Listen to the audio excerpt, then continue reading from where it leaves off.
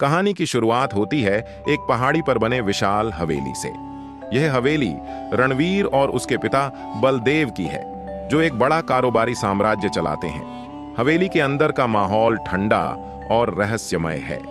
रणवीर अपने पिता के साथ एक कड़े और जटिल रिश्ते को निभा रहा है। बलदेव हमेशा सख्त और निर्दयी रहा है, लेकिन रणवीर के अंदर कुछ और ही उबाल है। वह अपने पिता को खुश करने की कोशिश करता है, लेकिन बलदेव कभी संतुष्ट नहीं होता।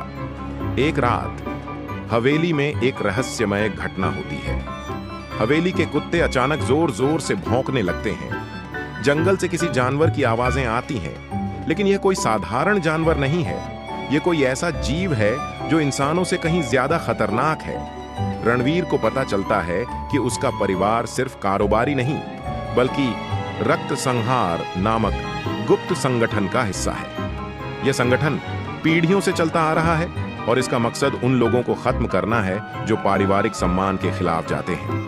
रणवीर के पिता बलदेव इस संगठन के मुखिया हैं, लेकिन इस संगठन की असली शक्ति का राज जंगल के अंदर छिपा हुआ है। रणवीर को एक रात जंगल में बुलाया जाता है, जहां उसे एक प्राचीन गुफा में ले जाया जाता है। गुफा में बलदेव उसे एक एनिमल मास्क पहनने के लिए कहता है। यह मास्क तुम्हें तुम्हारी असली ताकत देगा, लेकिन याद रखना, यह ताकत तुम्हें बेकाबू भी कर सकती है। रणवीर मास्क पहनता है और अचानक उसे अपने अंदर अजीब सी ताकत महसूस होती है। उसका गुस्सा बढ़ने लगता है और उसकी हरकतें जानवरों जैसी हो जाती हैं। उसे एहसास होता है कि यह मास्क केवल प्रतीक नहीं, बल्कि एक प्राचीन शाप है जो उनके परिवार के खून में बसा हुआ है।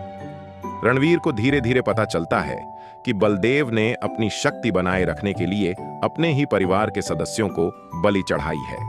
रणवीर की मां की रहस्यमय मौत भी इसी वजह से हुई थी। रणवीर को यह भी पता चलता है कि उसका बचपन का दोस्त अर्जुन, जिसे वह मरा हुआ मानता था, दरअसल जिंदा है। अर्जुन बलदेव के इस गुप्त संगठन से भाग चुका था और अब वह रणवीर को सच्चाई बताने के लिए वापस आया है।